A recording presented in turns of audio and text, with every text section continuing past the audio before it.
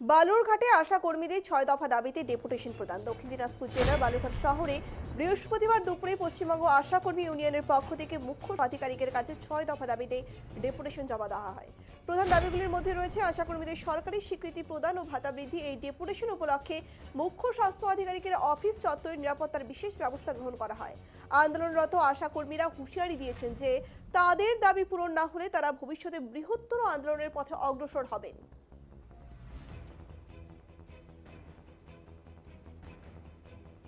মাসের পর মাস বাকি রাখা চলছে না, চলবে না। আশা কর্মীদের জন্য সরকার ঘোষিত সমস্ত ছুটি দিতে হবে।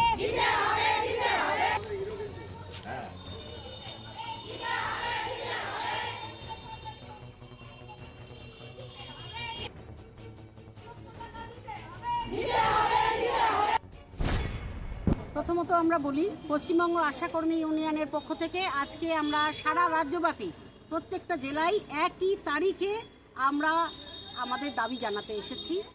আমরা দক্ষিণ দিনাজপুর জেলার সিএমওইচ অফিসে আজকে 2টোর সময় আমরা যাব ওনার সঙ্গে দেখা করতে।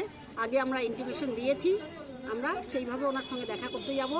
আমাদের যেটা দাবি, আপনারা দেখতে পাচ্ছেন যে যেভাবে মা এবং শিশুকে পরিষেবা দিয়ে দিয়ে গ্রামীণ স্বাস্থ্য থেকে শুরু করে শহরের স্বাস্থ্য পরিষেবা, হাসপাতাল পরিষেবা সমস্ত কিছুই কিন্তু এই আশাকর্মীরা দিন রাত অক্লান্ত পরিশ্রম করে চালিয়ে যাচ্ছে। কিন্তু আমরা চোখের সামনে দেখতে পাচ্ছি যে এরা বঞ্চনার একেবারে শেষ পর্যায়ে পৌঁছে গেছে। এর আগেও আমরা বিভিন্ন দাবিগুলো করেছি, কিন্তু সেই দাবিগুলোর মধ্যে আমাদের যে মূল দাবি যে সরকারি কর্মীর যে স্বীকৃতি, সেটা তো হলোই না। সরকারি কর্মচারীদের যে ছুটিগুলো থাকে সেটাও হলো না। মান্যতা না দিলে পশ্চিমবঙ্গ আশা কর্মী ইউনিয়ন লড়াই আন্দোলন করে যত দাবি আদায় করেছে, মান্যতা না দিলে AIUTUC অল ইন্ডিয়া একটা ট্রেড ইউনিয়ন, তার অনুমোদনে আমরা লড়াই করছি। আমরা দিল্লিতেও যন্তর মন্তরে ধর্নায় বসেছিলাম।